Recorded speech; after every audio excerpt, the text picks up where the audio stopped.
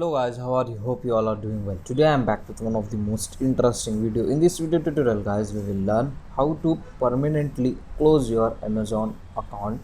So in this video we will learn this guys. So for this guys, first you need to open the Amazon app on your phone. After opening, here in the bottom right side corner you can get three lines. Just tap on it, okay? And here guys, you need to open accounts.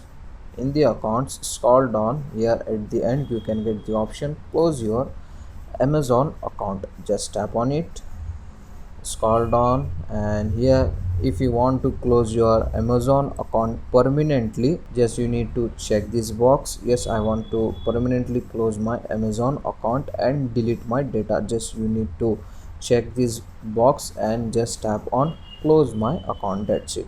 So also you can get some another option like choose reason.